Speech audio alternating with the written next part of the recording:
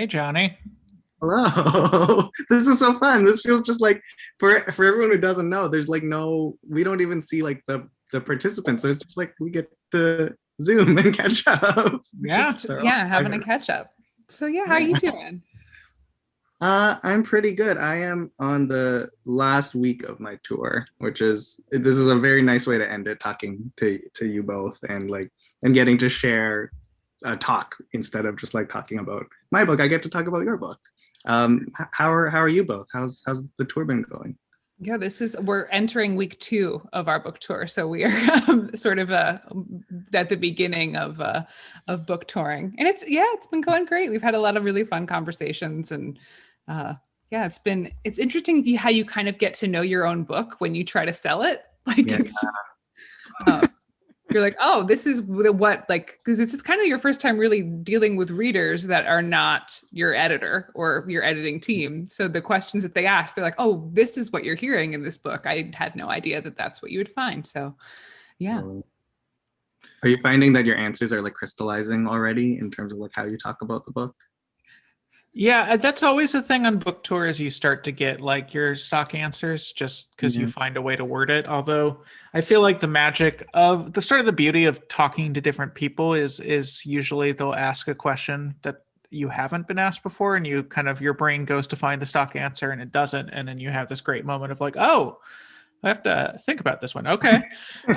Really good interviewers do that multiple times. I remember on one book tour, like it was like a 30 city book tour. It was like my brain was so dead towards the end. And then we sat Uh, down with Dessa, who's just an incredibly mhm. good interviewer. And like the very first thing, I genuinely don't remember the specifics, but the very first thing, she's like, this character, a metaphor for this, right? And I was just like, oh, I had never thought about that. That's great. it's Yeah. it's nice to be knocked off balance sometimes. How Mhm. about you? Yeah, because you're a month in, so you've been asked most of the questions you're going to be asked. I think so. It's been fun, but I have the same thing of like it's nice to talk to friends. It's nice to build like a tour around talking to like different people that you know and that know you in different ways because different kind of avenues come up and different perspectives and angles come up, which is really fun. One thing that I found kind of interesting with both of these books is that we're both people. I don't know how you think about your first book, but I feel like we're both people who came from writing heartfelt but sort of weird fiction, Yeah. and then changing that mode to like direct memoir, direct confessional kind of writing. Mhm. How did you find it's an interesting shift in your brain. At Yeah. least it was for me. Yeah. I found it's strange because I feel like writing the fiction stuff and like writing the first book and everything still felt confessional. It's just it almost feels like you're at least for me it feels like I was like writing confessionally but like having the excuse or like the mask in a way of being able to like hide behind something because that way it doesn't feel as direct in a way and to sort of write without that was a little bit scary, but I also think and I think you both do this so well in your book too. But I think in Goodbye Again, um, I think I was more direct and open, but I still tried to like pair that with like playing with form or like trying to do things that I hadn't seen done much in more sort of direct memoir-y type books. And I think like playing with structure and form and like kind of doing things that made it a little bit harder to parse um, and made it a little less direct, I think was really fun. I wanted to ask you both about well, the same question basically, but how it felt kind of being open and also how you incorporated, I think that like playfulness with structure and form in your pieces as well. Yeah, for me, I have always written nonfiction, so I've always come from a place of usually it's performance. I'm a monologist, I guess is the word we use, but I spent the past 10 years kind of writing nonfiction short plays and performing them every week, kind of ad nauseum. So it's normal for me to talk about myself and be open about myself, and the audience I found always responded. They had a deeper connection to me the more honest I was. So I knew that that's where I had to go. However, was working within an ensemble at that point. So I would do, one or two pieces that were mine a night, and then I would do 28 that were someone else's. So it's kind of being like, we're in a two-hander book. So there's a lot more about me. So yeah, kind of finding the breath to talk more about yourself and what happens when you can't stop at the punchline and you have to dig deeper and go further into it, because there's more story to tell, and especially because it's our story. So there's more story to tell in order to really kind of encapsulate these past 10 years. So yeah, I guess it was the same as my normal process, but longer and deeper. And yeah. And then structure wise, we set up a kind of a game for ourselves here. So it's a very rigid structure. It's 10 years. We each write a chapter from our point of view. We don't talk to each other about it. And whatever comes out is what we're going to be working with. So we both do really well when there's a game or a structure to write to. It's really great because you just sit down and you're like, okay, today I'm doing 2009 and we're going to see where that leads us. So yeah, that was sort of our overarching structure. But again, like you're talking about doing different things. I also was inspired by that as well I think we both did recipes, which is adorable and lovely. We'll talk more about food later. But recipes, how-tos, a letter, stuff that sort of plays with form, but allows you to kind of use that existing structure and hang your hat on the rack of it. So, right. Yeah. How about you, bud? Yeah, for me, I don't usually write nonfiction of any kind, but I have years of experience just putting words in front of each other, and I found it a pretty similar thing for me. Just like I know how to tell a story, and so it was just a matter of using that same storytelling to shape my memories of what had happened. So the thing I don't like about nonfiction is usually that I hate being able to get it wrong. That's why I like working in worlds that I create, because there's no way for me to get the details of it wrong. But the beauty of this book is that it's sort of designed for us to get it wrong. Like, we kind of created the game where misremembering was the point. Yeah. And in reading, well, I have a very specific process question of you said that you didn't consult each other when you were writing each of the pieces. How much of the editing process afterwards happened after you had read each other's pieces? Were there things that you either clarified or you kind of dug your heels in and was like, I'm going to keep this even though there were discrepancies, and how many of the sort of crossover-y things, the little events or the little details that appear in both of your pieces, how much of that was sort of added after, or kind of worked out as you edited it together, or did you edit it together much at all after? So we didn't really show each other where we were. We kind of had conversations about where we were going to go with things before we sat down to write them, just because we wanted to make sure that we weren't, doing something that would not work. So whether we're telling the exact same story or we're both we wanted to make sure that we weren't doing something that was going to clash. But we would sit down to write it, and we didn't really show each other until it was ready to go over to our editor. So when we were showing each other, it was kind of like a last pass through before it went over to our editing team. And that was we didn't really alter too much story-wise, or even bring out stuff story-wise, but we kind of went at it more editorially, oh, I really like this part, can you tell me more about this, or I don't think this piece works in the structure, or this is a little redundant. It was more, definitely more stylistic and writer to writer, as opposed to husband to wife kind of fighting out content when we got to that. I mean, I didn't really, I did what I kind of do anytime she asked me to read anything, which is I looked at it from a writing point of view of here's what I would do as a writer, here's questions I have as a writer. I didn't really approach it from an accuracy point of view, because again, I just didn't see that as a point. Meg definitely had some notes for me about the accuracy of things, but I always refused to change those things because I figured, I'm like, I'm sure you're right. They're none of them were huge discrepancies. They're more just like the order of events, locations of things, the exact dates that stuff happened. But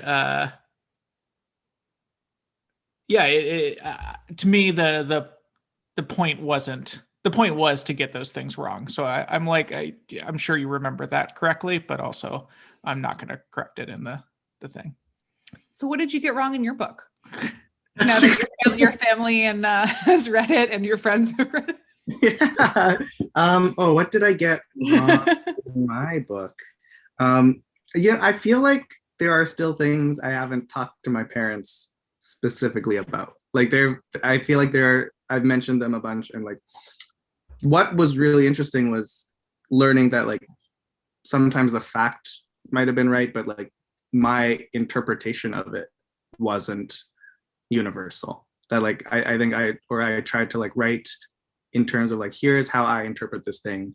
One example is I wrote about my grandfather and how he had a plant that I always associated with him. And when he died, my grandmother took care of it. And then I don't remember if my grandmother still is taking care of it or if it died at some point when she moved.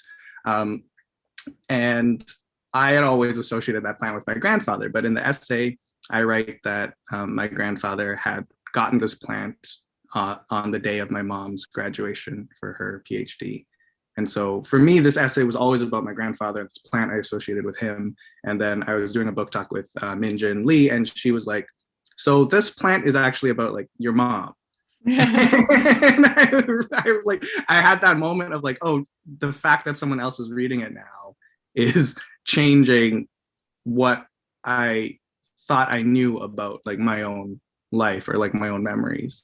And in Minjin saying like, no, it's about your mom because it's about your grandfather like keeping this keepsake from a big day in his daughter's life, and like her explaining basically my own life events back to me has been really fun. And I think those changes in perspectives have always been really surprising. Knowing that like my interpretation isn't like the 100% correct one is nice. That's the weird thing about Memoir, is that you're turning your memories, which are personal to you, into this narrative that readers can interpret the same way they would interpret a fictional narrative. You're kind of you're building something with it that becomes no longer yours, which can be uncomfortable.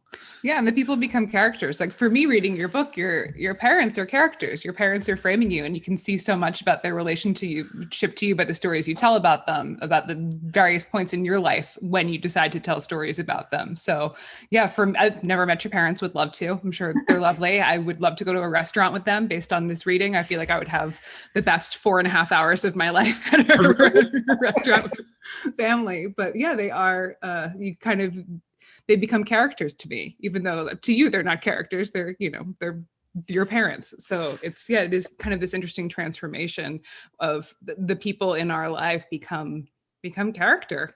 Right. Well, I'm curious about that with both of you, in that like, because I found that in writing about the people in my life, and like sort of that process of turning them into characters for a story, that like I was forced to like solidify some of my understandings of them, or like solidify some perspective about them. I was wondering if in the process of you two writing specifically about each other, if you learned something new, or if you were forced to sort of like lock something in a way that you hadn't before, like before kind of your writing process and your kind of like scrutiny of your memories about each other. I think I talk about this in the book, but like I think at least for me, memory, like your memory of your own life isn't a narrative. It's just a mural. It's like a mural. It's a bunch of images. I don't necessarily remember the exact order of them, and they're not necessarily a story. It's more just like a collection that makes up what I remember. And Yeah, the thing about writing it into a memoir form is that you then turn it into a story, which, at least for me, is like a little bit inherently a lie, or not a lie, but just not correct. It's not how I actually remember it, because I don't remember it as a narrative that can logically be read. So you are, for at least for me, there is some like spinning out a narrative based on the facts as I remember them, but not as I experience them.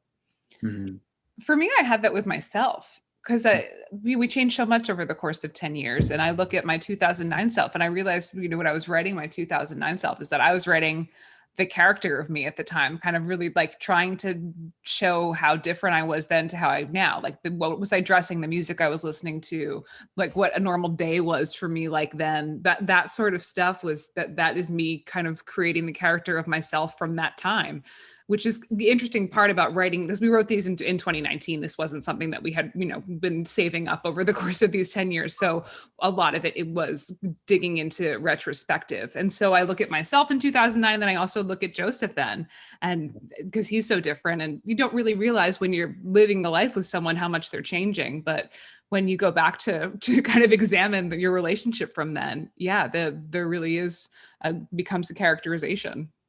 Yeah. Do you feel that like did you look back, I mean, across like each of who you were in these 10 years, do you see yourself as like each of those people still, or did it feel like you were writing about different people when you're writing about your past selves? I mean, I'm definitely a very different person now, and there's stuff I definitely didn't like about my early 20s self. I feel like if you get to your mid 30s and there's stuff about your early 20s self that, if there's not anything about your early 20s self that you don't like, then you haven't grown enough. Yeah. So there's definitely stuff where I'm just like, oh, I can't believe I was like that. But I don't know. I also think that is kind of I think I have to like acknowledge that person was me at one time, even though it feels very distant now. Yeah, it's funny. My sister, when she read the book, she texted me. She had read the first chapter, and she's like, "I missed 2009, Meg." And I was like, "Okay, it was a good time for sure." She's definitely more of a bummer now, but yeah. So, yeah. I had another question. I feel like I have so many questions for you. I'm so Sure. excited about the book. I feel like this is a bit of a heady question or a strange one, but like in writing about such a long span of time, did you feel like you were writing in a different kind of style or a different way in the earlier years than it did in the later years? Where like my thought was that the earlier years felt almost like they were almost more solidified in a way because you had more time to like replay those memories or talk about them to each other. And there was almost like a really interesting sort of loosening that I felt as the book progressed, where there were more questions about the future the later on you get in the book.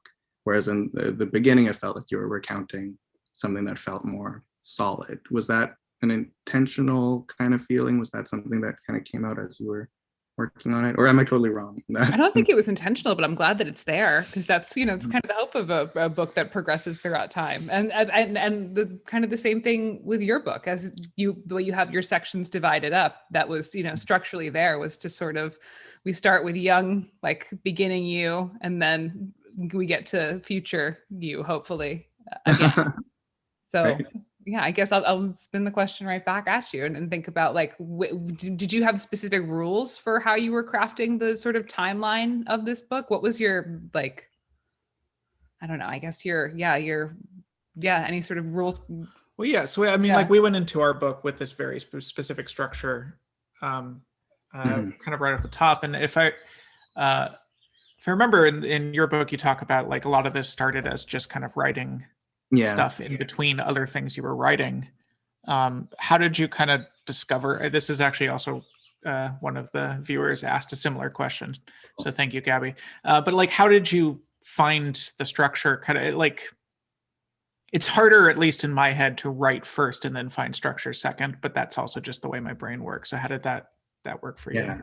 Oh, it was tough. It was like, I think the structure was the thing that I kept putting off, that like I had a cloud of like stuff.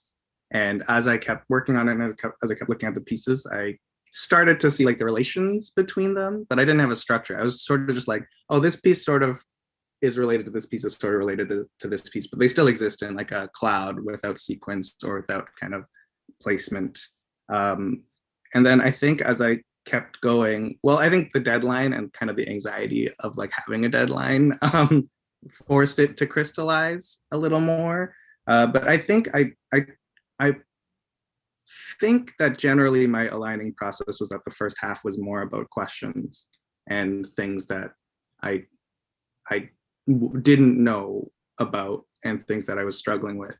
And then the second half, more or less, isn't about answers, but is more about like ways that I've like found ways around those negative feelings or those negative questions. So I think that was sort of like, it was sort of like a 2-act structure, that like the stuff I was worried about versus the ways I felt better about not worrying about them in a way. So I did want that feeling of like lightness to like come in at the end. But yeah, it's a strange process. I kind of, as I was reading your book, I was like, oh, I wish I had more of a thing to hang everything onto at the beginning, because I think it would have made the process of structuring everything a lot, not easier, but maybe more. It would have given me more to play with, I think, at the beginning. Yeah, I think that you filed everything beautifully. It feels like I rode the wave of it as I read it. So yeah, do you want to look at we got some questions in the chat. Yeah, and then we're about halfway through, so we should read. Oh, we should do some reading. So let's do a question and then read. What do you say? Okay. Jonny, I picked a question in the structure one. You want to grab one of these? Yeah. A question for both. What from Gabby as well. What do you imagine is the best reaction of a reader finishing each of our books? This isn't specific to this one. I don't know. Like with this one, I kind of just hope that they have a good time, which feels shallow, but it's just like, when you read a book you really enjoy, that's a great feeling. Overall, like I've thought about this a lot with Night Vale, because people do come up and tell, pretty personal stories about ways that Night Vale like helped them through tough times. And I feel like for me, that is the absolute best thing you can hear as an artist of any kind, is just that your work was useful in a specific concrete way in someone's life. If someone can be like, I was having a really hard whatever, and this thing got me through it, then it feels like you've done something useful. Yeah. Yeah. The utility is good. For me, I'm an entertainer. So my goal is always to entertain people, to make them laugh, to make them feel something. But also when looking at like, what is the purpose of memoir? Why do we tell these stories? Like, why it's like kind of the like justify yourself. Why is your story important? I'm of the opinion that everyone's story is important and that everyone has a very important story to tell. I'm fascinated by people. So mostly what I read is memoir, is because I'm so fascinated by humanity and how everyone's life is different, whether your life is this huge, extraordinary thing, or whether you're just a grad student who can write real pretty words about their life. That is I'm equally as drawn to those things. So my hope for after you read this is that you were entertained and that you maybe learned something a bit about your story. And if you couldn't find necessarily deep connection in my story, then you found some sort of connection to your own story, whether it's a story about your relationship or just a story about yourself from a time ago. Yeah, that sounds great. I feel like my answer is the same as both of yours too. It's just I like the feeling of, for me, it's a lot of it is about connection, because I think like I tend to write about the stuff that makes me feel alone, and I think I've found that like what makes me feel the best about my writing is when someone else says, oh, I feel sort of the same way, or I understand this feeling and I've never thought about it in the way you put it, and suddenly that makes it feel like it's a shared experience as opposed to an isolating one, which I think is always fun. The other thing that I saw was on Twitter, someone had tweeted about a page from my book about the egg recipes, and I think said something like, has anyone talked about how it feels like there's a Night Vale influence on work in this book, which I loved, because I am such a fan of Night Vale and of like what you and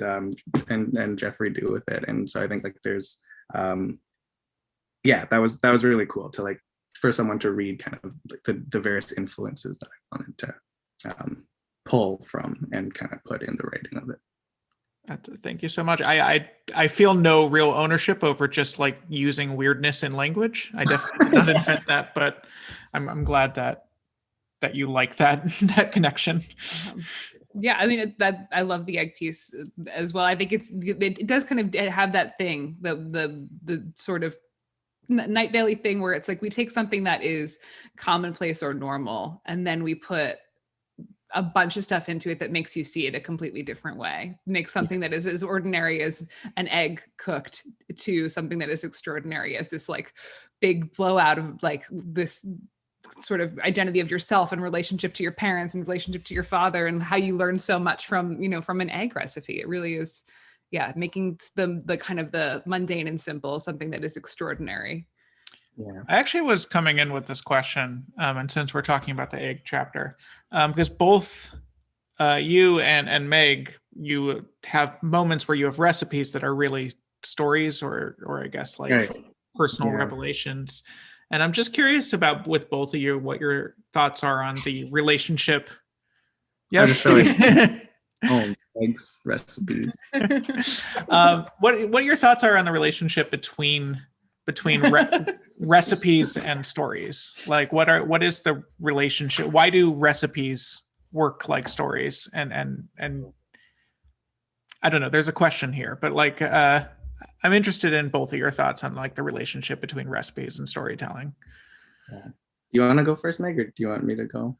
Yeah, I'll go first. So for me, I think recipes and storytelling go together because of the sort of the tradition of recipes, which is like passed down over time, whether it's passed from someone who works at the Food Network, who's passing you a piece of their life or a piece of something that they made and they want to show you how to make it too, or whether it is that is like, an old family recipe or what is it hoping to be a new family recipe.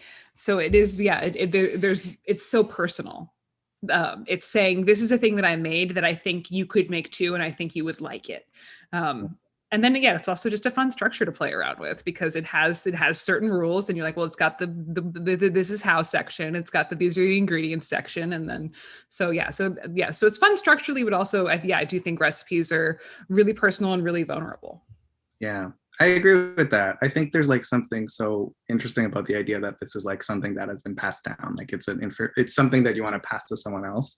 I love the idea of like that recipes are like supposed to be incredibly linear. That it's like this happens, then this happens, then this happens, then this happens, which is a model of storytelling, right? But I think the thing that in kind of my section on eggs, I wanted to do the thing where you tell a story in second person, which like a personal story in second person, which I feel like I haven't seen that much of. And kind of the thing I think of when I think of second person is like a choose your own adventure book, because a lot of that is like you go, that's second person, right? You go to the thing.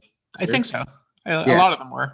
Yeah. And so I wanted to like see how that idea of like prescribing a feeling or prescribing my memories onto someone else kind of felt. And the more I kind of wrote in that, the more I was excited by the fact of taking something like a recipe, which is supposed to be so concrete and so literal, and kind of prescribing all these like impossibly intangible things like memories and kind of feelings onto something that felt so instructional. I thought that was like a really fun thing. I thought it worked really beautifully. Do we want to do some readings? Oh yeah. I forgot. I totally forgot about that. How do you want to do this? Do you want me to go first? Do you want to go first? Go for it. Yeah, you go. Yeah. All right, I'll go first. I'll preface this by saying that I had the thought of doing this after I finished reading the first 10 years, because there is towards the end of the book, there's it feels like more and more questions open up about your future, and I don't want to give away too much about the end of the book, but I thought this piece was sort of related, and I'm also looking for the piece because I forgot to bookmark it. It was 115. 115. All right. All right. This one's called Addenda to Schrodinger's Paradox. Schrodinger's Paradox. I also wanted to choose this one because it felt more kind of like a Night Vale, of a more Night Vale tradition than some of the other pieces in the book. All right. Addenda to Schrodinger's Paradox. Schrodinger's Paradox. A man places a cat in a closed box with a radioactive atom and a vial of poisonous gas that is set up to a mechanism that detects the state of the atom, such that if the atom decays, the vial of poisonous gas is shattered, and the cat dies. But if the atom doesn't decay, the vial stays intact and the cat lives. Because the box is closed, the man cannot observe what has happened until he opens the box. The Copenhagen interpretation of quantum superposition states that prior to being observed, the atom has no definitive properties and exists as a combination of all its possible states at once, both decayed and non-decayed at the same time, until it is observed, at which point it collapses into a single state, which is the state that it is observed as. Therefore, until the man opens the box to observe the state of the atom through what happens to the cat, the atom is both decayed, and therefore the cat is dead, and non-decayed, and therefore the cat is alive. Therefore, before the box is opened and before the man observes what has happened, when the atom is in both a decayed and non-decayed state at the same time, is the cat dead or is the cat alive? And then then the next thing is called Addenda to Schrodinger's Paradox. When the cat sits inside the box in the dark, do they know if they're dead or alive at any given point? Or do they only know when this man who has claimed authority over the cat's state, who has claimed authority as the objective observer, opens the box and tells them what they are? When the box is opened and the man declares for every reality where the cat still lives, alive, does the cat know what alive means? And does the cat think then, having never been declared dead, that dead is every other moment where the man has not declared that the cat is alive? Or does the cat believe that they have never been dead at all? When the man opens the box, does the cat aspire to be told once again that they are alive? Or does the cat aspire to just one of these times, because it hasn't happened yet, be told that it is finally dead? When the cat is not in the box, when they are of no use to the man as he thinks of other experiments to conduct, does the cat find any fulfillment in simply being a cat? Or do they spend their every waking moment waiting to get back into the box, to be part of something they have been told all their life is more important than themselves? And when the cat dies, does the cat believe it? Does the cat think if the man were truly dead? And when the man dies, does the cat believe it? Does the cat think if the man were truly dead, why didn't the man himself declare to the cat that he was? When the man dies, does the cat still belong to the man? When the man dies, does the cat feel free? And when the cat steps outside the laboratory afterward and finds other cats who have never been told they are alive and who do not know what alive is, does the cat feel more alive with the authority of having been told that they are? Or do they feel far less so, knowing that to these other cats, alive doesn't mean anything at all? Without the man to tell them so, does the cat worry that they will never know what state they are in again? Or can the cat learn to declare for themselves their own state?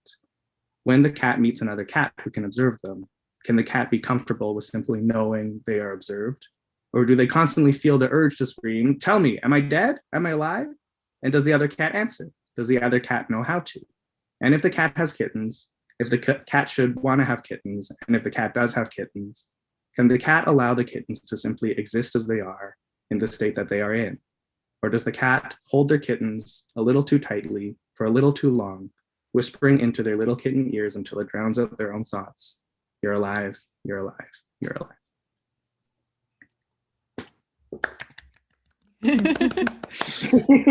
Thunderous applause from the YouTube, I can tell. All right, well, speaking of kittens, I will read from our 2019 chapter. I'm going to read a little bit of this. So this chapter is a letter to our Schrodinger's cat, potential future child. So letter begins. Dear you who does not yet exist and may never exist. Hi, it's me, your mother, writing to you from the past in the public forum of a published book about your parents' love story. This is a strange statement to make, but I'm assuming, knowing your parentage, that you have experienced weirder. Men plan, God laughs is a Yiddish proverb that haunts and delights me.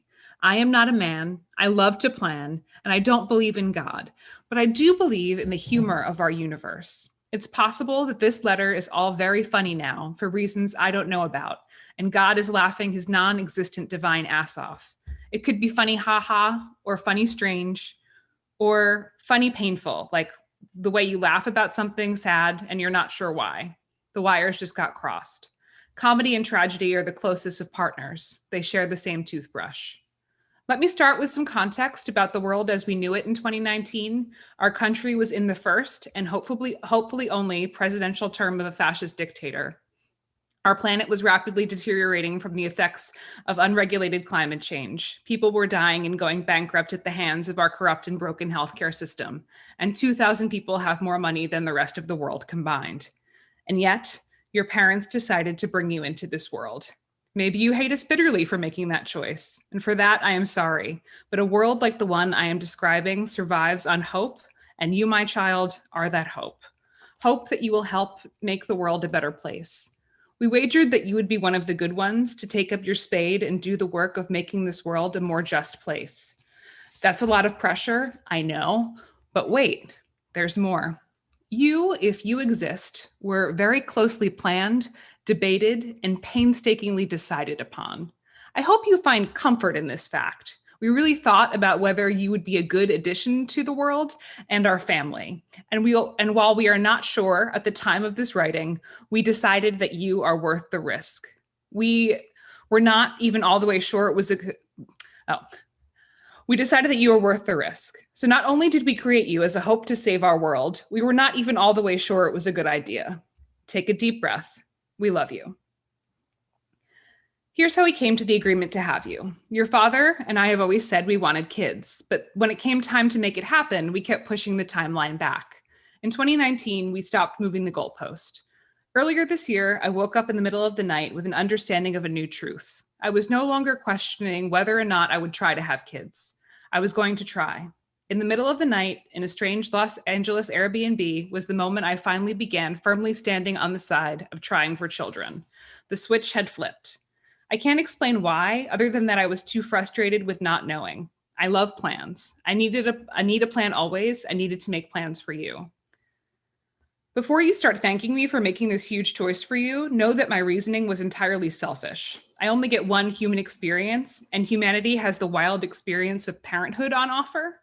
I want to know this part of humanity. I want to know the pain of childbirth, the worry of being a mother, and the responsibility of adding another soul to this world. I wanted to know what my DNA looks like when whipped together with your very handsome fathers. That's you. That's me. I guess I'll leave it there. Okay. Yeah, I didn't know you were finishing. You just suddenly turned and looked at me. Yeah. Nice. I'm going to read a sad bit because I like this essay the most of the ones I wrote. It's interesting. This is you picked one of yours that you felt kind of had a little bit of the feeling of Night Vale, and I think this is one that has the least feeling of Night Vale. I mean, none of these really do, but in a lot of ways, like Night Vale, my dad died about 6 months before I started writing Night Vale, and he died quite young, and so it took me years to figure this out. But that Night Vale was a sort of me. The early years, at least, was just me trying to deal with that fact. And so this is an essay about that year that kind of deals with that fact directly. Everything I'm about to read takes place after he died, just sort of towards the end. I'll skip that bit. This is my sister getting married that same year, only I think it was 2 months after he died. Like that. My sister got married in a park in Topanga at sunset. It smelled of flowers and herbs. There were photos of my father in the reception hall. We made do with what was left of us, our family. 4 years later, Meg and I would celebrate our wedding in the same park, but we didn't know that yet. My sister would have a son, and then another son. We didn't know any of that. After her second son, her heart too would fail, postpartum cardiomyopathy, and we would once again be in intensive care. This time the story would end differently. My sister would walk out of the hospital alive, but we didn't know any of that. The evening of her wedding, there was only dancing and the signing of the ketubah as the white-winged moths flitted in and out of the lamplight. It smelled like lavender and sage, the wind coming off the chaparral, the same chaparral that I had recently sung about at my father's funeral. As I write these words, my sister's oldest son is 7. He knows all about his grandpa, although the two can never meet. That New Year's Eve was a quiet one. We stayed in at my tiny apartment in Williamsburg. Meg made lentil soup. I made rosemary raisin bread. I had been sick for a couple weeks, 2011 leaving the last of its claws in me as it departed. There hasn't been a worse year yet. I should note I wrote this in 2019. But I don't doubt one is coming.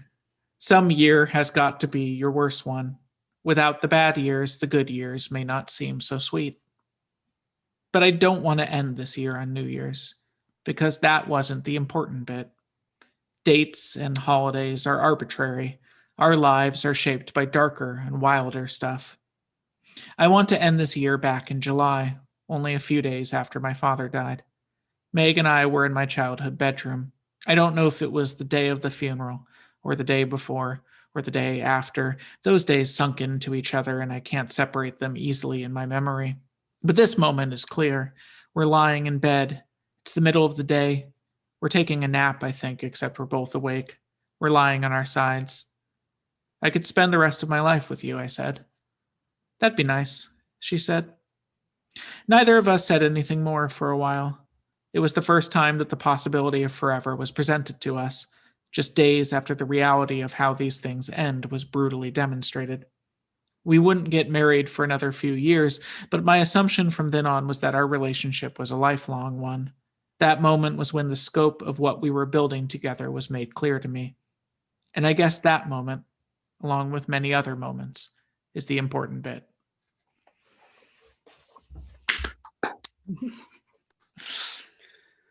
To the future. To the future. As you were both reading, I had a question. I realized I had a question about the sequencing of the book. In that, did you know that, like Joseph, did you know that your essay for every year would come before Meg's? And Meg's, the same question, did you know yours would come after Joseph's? And then did that kind of influence the ways you thought about writing each year, that Joseph would sort of have the intro and then Meg would have a sort of follow up in a way, or like a first and second reading of the year? No, I think we didn't talk about order at all in my memory before writing, other than my assumption that probably, I think in my assumption we would maybe switch it up depending on what made sense before what. It was our editor.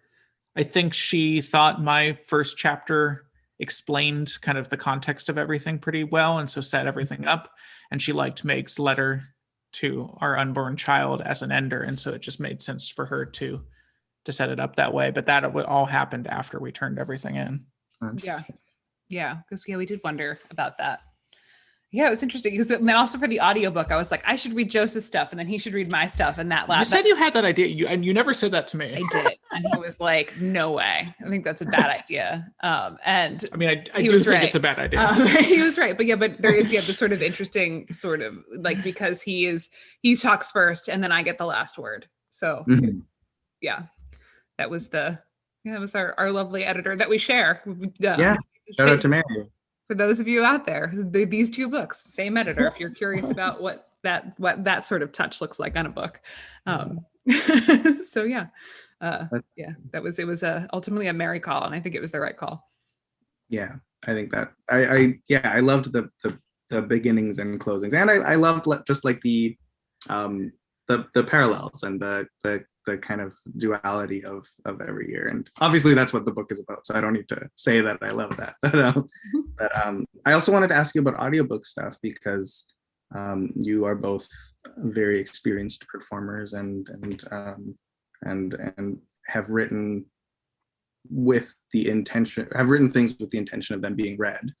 And I was wondering if this was a different thing, or if you had sort of thought about the idea that you would read these pieces as you were writing them, and sort of what the process of recording that writing was like, and if that felt different than the plays that you've written or Night Vale scripts or anything. Yeah, so my experience before that had always been, I had written some essays, but for the most part it was the stuff I write is meant to be performed and meant to be performed live. So so there is that sort of aspect to it. But yeah, I did really try to pay attention to the fact that it was on the page, and I think that allowed me a little bit more leeway in terms of structuring things, because I didn't have to get them all out in one breath. But I do still feel like it, just because of the nature of how I learned to write, is that my stuff's kind of always going to be designed to go into people's ears. I think it works on the page, but that's just coincidence. But yeah, so that was that. And then recording the audiobook was a really good time.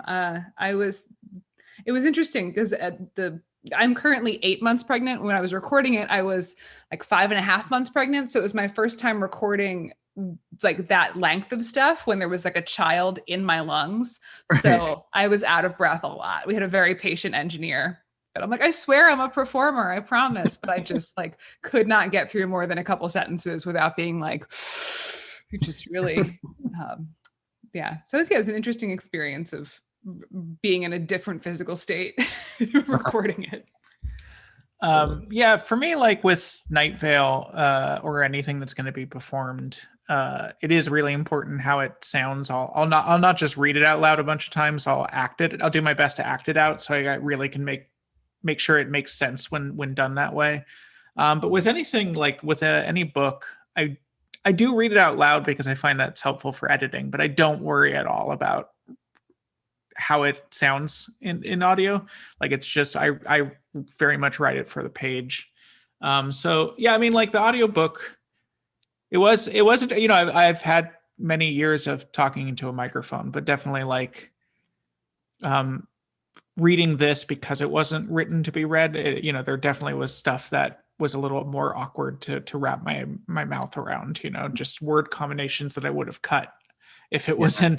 And we had a really, really great director who was very good at being like, do you want to just rewrite that on the fly right now? And so there's stuff in the audiobook that's like slightly reworded just to be possible to say. I also really appreciated anytime I've done any professional like recording thing, I'm always told that I read way too fast. Mm-hmm. And they keep yelling at me. And I told that to her, and she's like, oh, if that's just how you naturally talk, go for it. So I really appreciate that I didn't have to spend the entire time worrying I was reading too fast. That's lovely. That's so great. For anyone listening or watching, please listen to the audiobook, because I listened to it and read along, and it was a really great experience. I thought like both of your voices were just so like they really made the words dance, and I loved the reading of it. Good editing out me being deeply out of breath. We have a question from Karen that I feel like kind of relates to all of this, which is this idea of being vulnerable seems to come so naturally for you guys. Do you feel resistance toward letting yourselves be perceived, and how do you grapple with that? Like, how do you deal with the vulnerability of putting yourself in a book? It was really hard. For a while I didn't know this was a book. Like it started off with just like as private notes to myself, and just like I was writing just for the sake of getting these thoughts down, kind of like the some phrases down or some ideas that I'd figured out down. And Elisa, my wife, suggested that it should be a book. And once that idea got into my head, I started realizing that she was right, as she always is. But as in the process, there was kind of like a gotcha, because it was like, oh, I thought I was doing this for myself, and now suddenly it will be read by other people.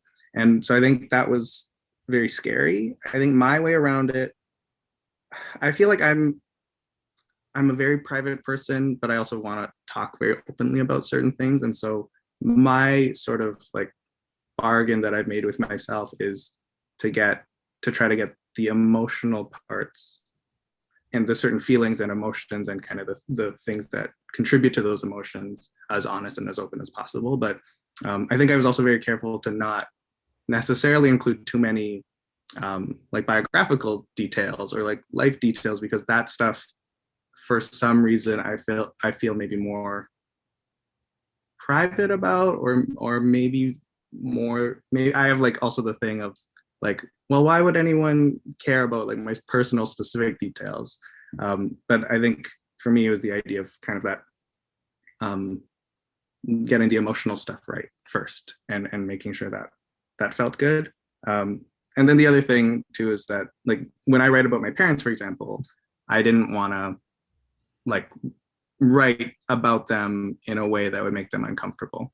And so my solution to that was to write about specific details about their lives and my memories of them, and kind of to really focus on the small stuff in order to find like the truth about certain truths about like my relationship with them without having to give like the kind of big picture, like detailed version of it. So yeah, that is something that you are so adept at. That's such a beautiful craft that you have, where you can present a fact and then all of the emotion just comes with it, even though it is just this very simple kind of plain fact on the page about, especially about the relationship with your parents, and even with the relationship with Elisa. It's like you just say one sentence that is a fact, but because of how it is structured and where it is placed, you just get so much about the relationship there. You really kind of, you let the reader fill it in, and it's really cool. It's a very cool thing and it's very difficult to do. That it looks a little bit, it's like deceptively simple on the page, being like, I just put this one sentence here, and in this one sentence here, you can see how much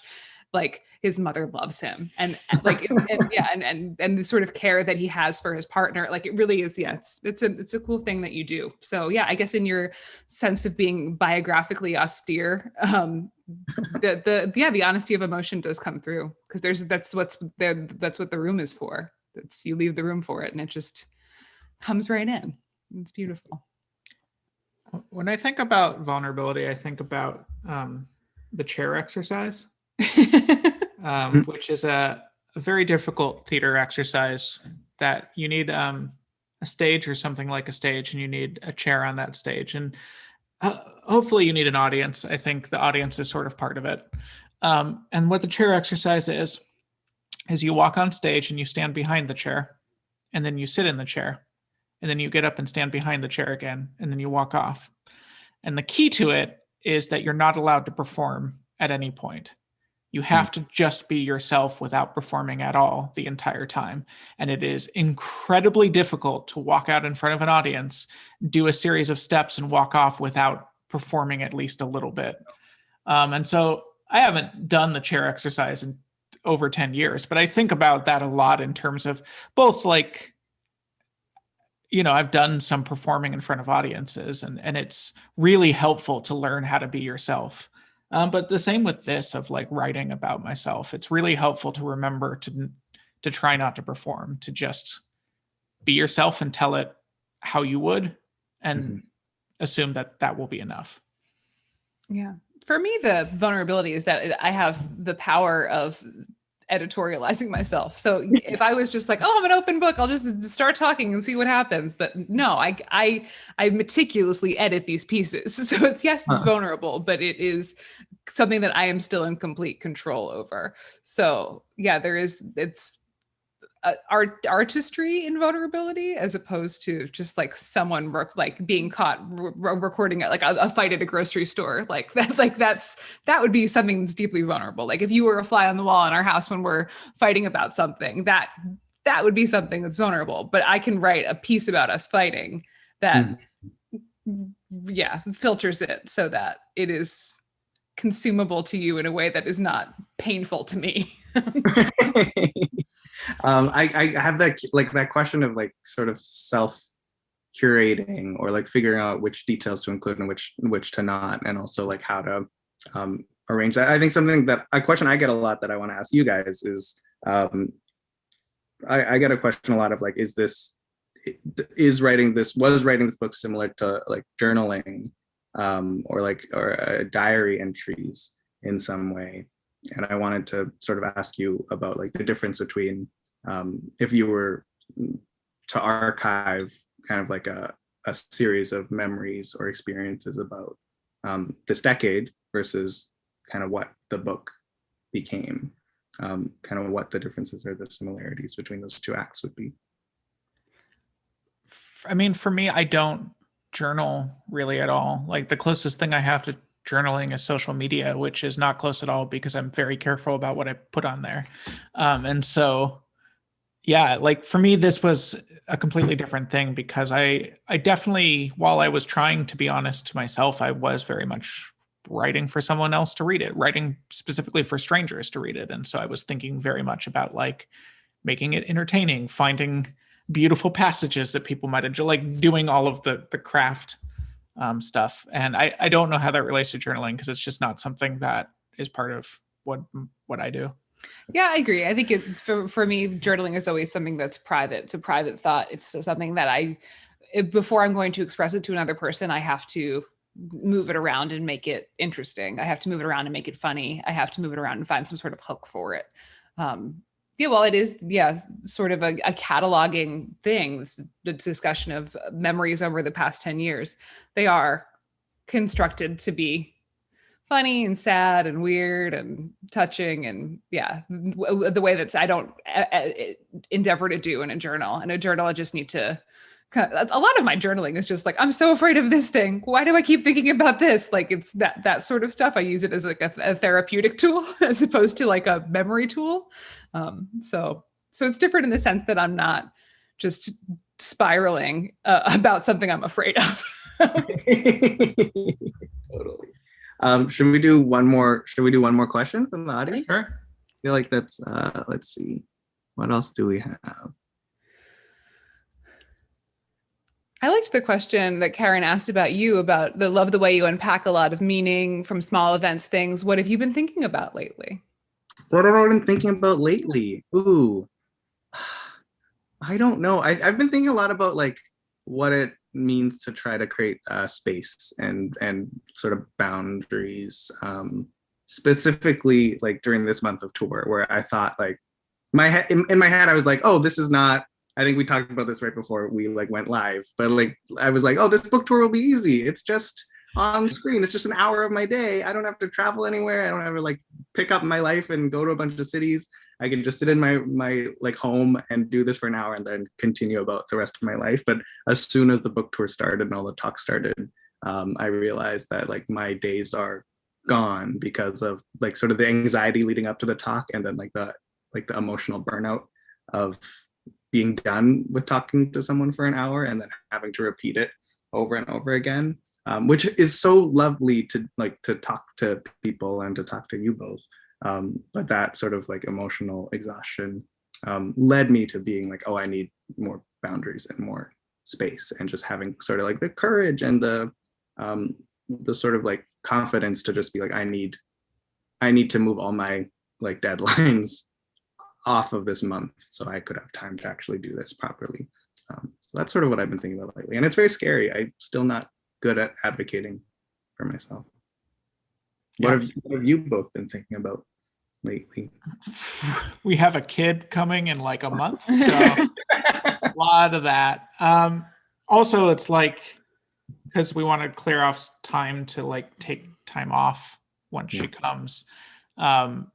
It's like a lot of it is I'm like trying to get a year's worth of work done before she comes, which is impossible. So it's I'm kind of doing the opposite of what you're doing, of just I'm piling an entire year's worth of deadlines into like the next 4 weeks and seeing how miserable that can make me. Yeah. Same. It's also just, it's like a very big work. This is my first book. So I released my first book this month, and next month I'm going to have my first kid. So it's definitely a lot of like, just strap in and be kind to yourself and see how this goes. But like, I'm just to be prepared for anything. Just every day you wake up is a good day. Like that sort of, it really is sort of one day at a time, one email at a time, one moment at a time, because there is so much big change coming and big identity shifts coming. Whether I've been wanting to write memoir forever, and now I am a published memoir author, and now I'm going to be a mom. So it's this, there really is. It's just like lots of identity shifting happening. And also like I'm a touring artist. I've been on the road performing for years, and this past year I have been in my living room. So it's been a big identity shifting time. So who am I? We're going to find out. That was lovely. What a great note to end on. Yeah. Awesome. Thank you so much, Jonny. We really loved this conversation. Yeah, it's really great to talk with you and see your plants and they're thriving. Yeah, they're doing all right, which is nice. Thank you for doing this too. This was so fun. I haven't done a joint book talk before, and it's fun. It's like we just get to hang out. It's less like one directional. Yeah, it's like we're going through something very similar together. It's like this kind of sort of group therapy, but we get to kind of nerd out about writing process, which I love. Totally. Right. I just, hopefully I wasn't premature there. I just wanted to pop in and thank you all as well. What a lovely conversation from our end also. We so appreciate it.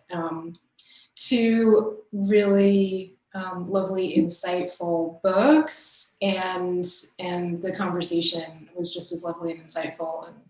And there's just, just a lot of nice moments to take away. So we appreciate it. And it sounds like you also enjoyed yourself, which is also something that we love to see when we're doing these. We hate, any sense that it's a chore, too much of a chore for the authors. So so glad that you enjoyed yourselves and that we just got to sit in on y'all enjoying each other's company.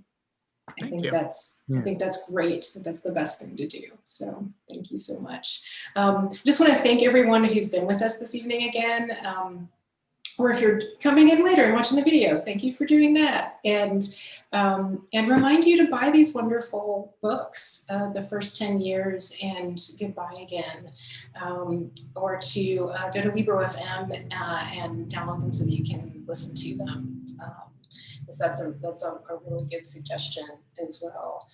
We appreciate you, and thanks again to Jonny and Meg and Joseph. And last but not least, congratulations, of course, on the books. And then Meg and Joseph, congratulations on the forthcoming brand new human that y'all are working on. So thank you for being with us, and congratulations to everybody.